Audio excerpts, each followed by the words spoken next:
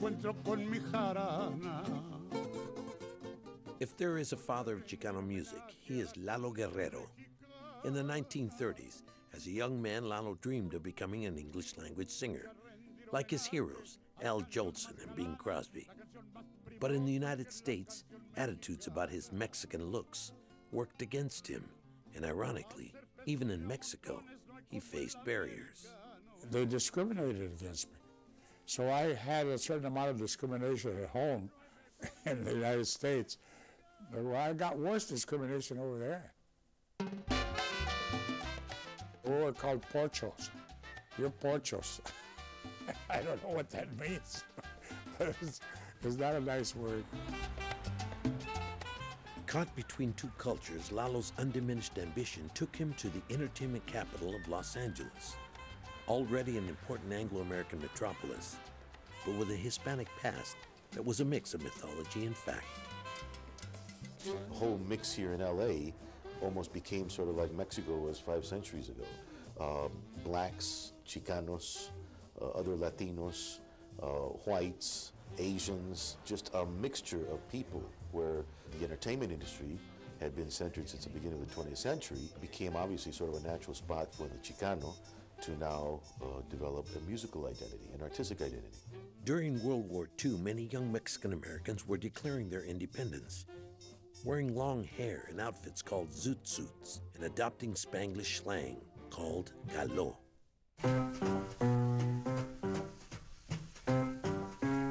In 1949, a Mexican-American hipster, Don Tosti, created a landmark in Chicano music, a mix of boogie-woogie, bebop, and calo, called Pachuco Boogie.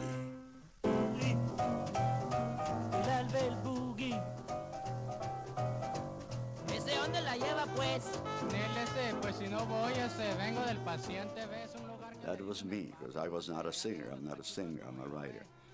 And I said, yeah, baby.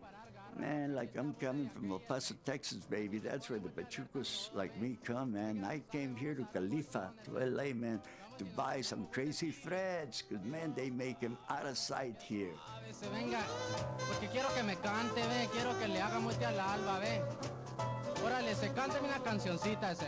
They planted a flag and demanded certain respect. They planted a flag and demanded that you listen to them. They planted a flag saying, you know what, Spanglish is pretty cool because we're both. Shake, rattle, and roll. Shake, rattle, and roll. Shake, rattle, and roll. Shake. After World War II, a new music called rhythm and blues began to establish the foundations of rock and roll, and Chicanos were quick to catch the beat. R&B acts back in the early 50s were getting a lot of response from the Chicano community. So a lot of the locations that they played were actually in East Los Angeles.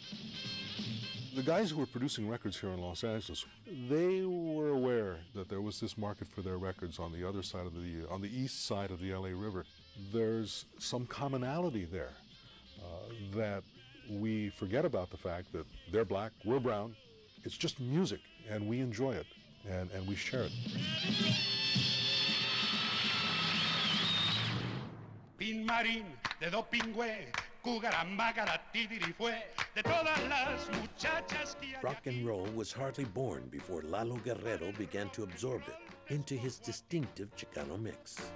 Elvis Perez, the mariachi from the land of the Huarachi, is the king in Mexico.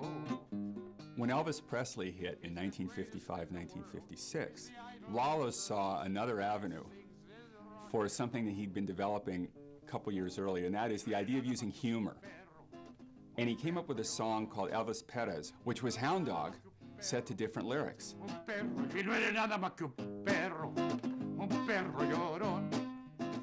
Humor was a device for Lalo Guerrero to find himself within popular culture, but also keep a little bit of a critical distance.